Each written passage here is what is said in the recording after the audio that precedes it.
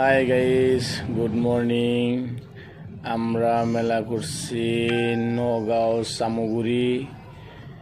তো এখন গুয়াহাটি জোড়াবাটে উঠছি। জোড়াবাটে রাস্তাটা এত খাতরা, খালি একা বেকা, আপনারা দেখতে থাকেন।